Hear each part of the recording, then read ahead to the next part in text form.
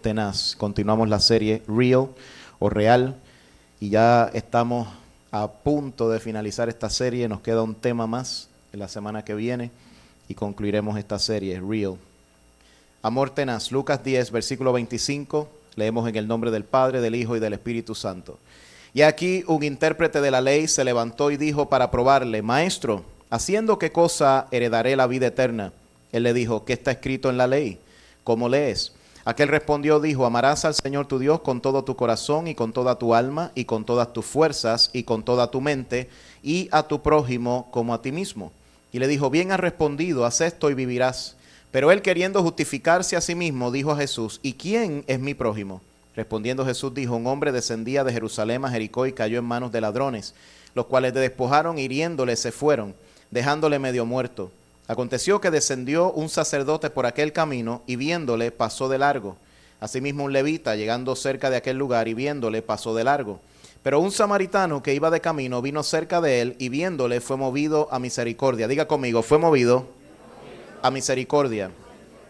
Dice la Escritura: y acercándose vendó sus heridas, echándoles aceite y vino, y poniéndole en su cabalgadura lo llevó al mesón y cuidó de él. Otro día al partir sacó 2 denarios y los dio al mesonero y le dijo: cuídamele, y todo lo que gastes de más yo te lo pagaré cuando regrese. ¿Quién pues de estos 3 te parece que fue el prójimo de que cayó en manos de los ladrones? Él le dijo: el que usó de misericordia con él. Entonces Jesús le dijo: ve y haz tú lo mismo. Padre, en el nombre de Jesús te damos gracias por esta hora, te damos gracias por tu palabra, declarando que esta palabra no retorna tras vacía, sino que hará conforme a tu voluntad en esta tarde. Te damos gracias, Señor, porque tú estás aquí. Te pedimos, Señor, que nos hables, que nos ministres. Declaramos tu autoridad y tu señorío, Padre. Tomamos autoridad en los aires, declarando tu victoria, tu poder manifiesto en este lugar. Te pedimos que tu amor, que sobrepasa todo entendimiento, llene este lugar, que tu gracia y tu poder sean manifiestos en este lugar, y que tu sangre preciosa, Señor, nos limpie de pecado, Padre. Te lo pedimos en el nombre de Jesús. Me escondo detrás de tu cruz, que seas tú el que hable y seas tú el que ministre. Amén y amén. Se puede sentar mientras le dice a su hermano: tenga un amor tenaz. Bien, cuando hablamos del amor, la Biblia nos muestra un ejemplo tremendo en la Escritura. Y este hombre que estaba cuestionando a Jesús, vino a cuestionar a Jesús, o vino a preguntarle, ¿verdad? Como para tentarle.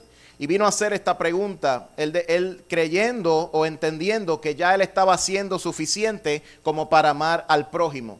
Y la Biblia dice que comenzó a hacerle varias preguntas al Señor, lo cual el Señor concluyó dándole una historia o una parábola. La pregunta que provoca esta historia es: ¿y quién es mi prójimo? ¿Y quién es mi prójimo? Y la Biblia entonces comienza a darnos un relato. Jesús comienza a hablarle a este hombre y a explicarle una historia para que entendiera un principio. Ahora, cuando hablamos del amor, el amor significa lo siguiente: es el sentimiento de afecto o la inclinación y entrega a alguien o a algo. Cuando yo amo, o yo amo a alguien, o yo amo algo que yo hago. Hay gente que ama el trabajo, hay gente que ama el hobby que tienen, hay gente que ama la gente que está a su alrededor, hay gente que ama a sus vecinos, pero algo nosotros amamos. Pero específicamente el amor que estamos hablando hoy no es el amor de un objeto, o el amor por un vehículo, o el amor por una cosa específica. Estamos hablando el amor que tiene que ver con el prójimo o aquella persona que está a nuestro alrededor. Ahora, la Biblia específicamente habla sobre el amor y describe esta palabra con varios significados. Yo quisiera concentrarme más en esta, que es el amor ágape. El amor ágape es el amor por el prójimo y es también el amor que el Señor espera que haya en la iglesia. Está destinado a estrechar los lazos que nos unen. Es el amor por el prójimo o el amor por aquellas personas que están a nuestro alrededor. El amor ágape es el amor por los demás, o amar a nuestros enemigos y los que nos persiguen. En cuanto al amor se refiere, Dios es específico y nos dice: ustedes tienen que amar como yo he amado. Y yo he amado a mis enemigos, y yo he amado a los que me han despreciado. Entonces ustedes también tienen que amar de la misma manera. Ahora, le añadimos a esta palabra al amor tenaz, porque tenaz es algo interesante. Tenaz significa que se pega hace o prende a una cosa y es dificultuoso de separar. Una vez que se pega, no hay quien lo separe. Ese es el tipo de amor que el Señor desea que nosotros tengamos. Pero tenaz también significa que opone mucha resistencia a romperse o a deformarse. En otras palabras, cuando yo camino en el amor de Dios, o en el amor tenaz, ese es un amor que tiene resistencia, se mantiene, es un amor firme, es un amor que no se rompe, es un amor que no se deforma, es un amor que no importa las cosas que puedan pasar a mi alrededor, yo sigo y continúo amando porque es un amor que sobrepasa todo entendimiento. Ese es el amor con el cual el Señor nos ama y el Señor nos amó. Ahora, el amor tenaz es uno que es difícil entonces de romper, es un amor firme por el prójimo, es un amor por el necesitado, es uno que muestra el amor de Dios a través de nosotros y nos deja y no deja de ser. Así que es un amor entonces que una vez que yo lo otorgo, no lo quito. Hay gente que ama por conveniencia, pero no es ese tipo de amor el que estamos hablando. Estamos hablando de un tipo de amor que es continuo, que no importa las circunstancias, que no importa lo que pueda haber a nuestro alrededor, nosotros continuamos amando. Toca al que está a tu lado y dile, por favor, tengo un amor tenaz. Ahora, Jesús habla de 3 tipos de personas que pasaron por el mismo lugar. Y primero que comienza a expresar en la escritura es el sacerdote. El sacerdote pasó por el lugar y vio a este hombre moribundo y sin embargo no ayudó a este hombre. El sacerdote es la persona importante dentro del orden religioso judío. No podía tocar cadáveres y prefirió seguir la ley de los hombres y el qué dirán antes de detenerse y ayudar al prójimo. El sacerdote es el tipo de persona en la iglesia que se preocupa más por lo que diga la gente que por lo que de verdad Dios quiere hacer con ellos. Y el problema es con este hombre que vio a este necesitado y no pudo detenerse a ayudarle. La Biblia dice que amarás a tu prójimo como a ti mismo, pero él no, ese punto de la ley, él se le olvidó. Él prefirió entonces seguir de largo porque era más importante para él las tradiciones judías y las tradiciones religiosas que lo que realmente era importante, que era atender al necesitado. El segundo persona que pasó por ahí fue el levita. Y el levita eran asistentes en el templo, eran considerados apartados para Dios, pero parece que su servicio no incluía ayudar a los demás. Entonces el levita iba por allí, mire, quizá iba cantando coritos, pero vio al necesitado y pasó de largo y no atendió a la necesidad de la persona que estaba a su alrededor. La Biblia nos enseña que los judíos tenían un problema con los samaritanos. El problema político, el problema realmente religioso era que ellos se mantenían puros mientras que los samaritanos se casaban con gentiles. En otras palabras, los samaritanos se mezclaban y los judíos no entendían que por ley no se podían estar mezclando. Y eso trajo un conflicto, eso trajo un roce, eso trajo racismo, eso trajo contienda, eso trajo envidia entre ellos. Entonces ellos no permitían que los samaritanos, siempre tenían problemas con ellos. Inclusive cuando Jesús está hablando con la mujer samaritana, ellos tienen problemas. Los discípulos rápido van a donde Jesús. Oye Jesús, ¿por qué estás hablando con esta mujer? Yo tengo algo que hacer aquí. Entonces Jesús comienza a hablar con la mujer samaritana y luego se convierte esta mujer en una gran evangelista. Pero el punto es el siguiente. Los judíos tenían problemas con los samaritanos, pero Jesús escoge entonces precisamente esta persona, el samaritano, para exponer ante los judíos un punto importante. Y comienza a hablarle y relatar la historia. Y dice la escritura que el samaritano fue el que se detuvo y comenzó a atender a la necesidad de esta persona que estaba moribunda y casi a punto de morir. El buen samaritano, al ver al hombre judío herido, no pensó en solo ayudar a otro ser humano que necesitaba ayuda. Él pensó en que tenía que resolver una situación que estaba de frente a él. No se puso a analizar si era una raza o si era de otra raza. Si era negro, si era blanco, si era chino, si era japonés. No miró si era hispano, si era americano, si era de otro lugar. No se puso a analizar si era de cualquier lugar. No se puso a pensar en las clases sociales o religiosas, si tiene dinero o no tiene dinero. No se puso a analizar qué vehículo manejaba.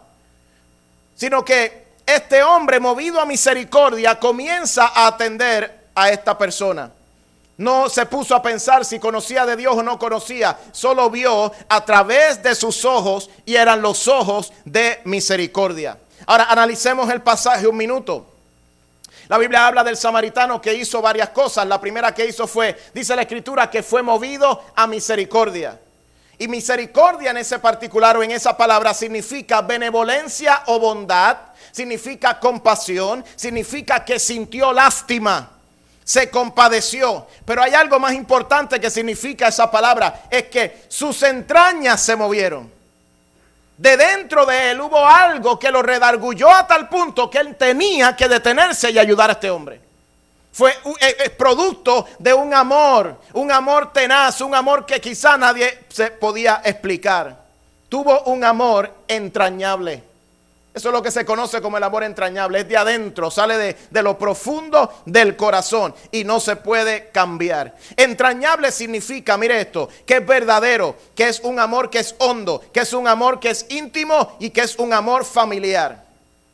En otras palabras, cuando él se detuvo y comenzó a atenderle las heridas a este hombre, el amor que le profuso a este hombre era un amor verdadero, pero también era un amor íntimo, un amor hasta familiar. En otras palabras, él se olvidó de que había un problema judío o un problema samaritano. Él se olvidó si había un problema religioso. Él lo que vio fue a un familiar tirado que necesitaba ayuda.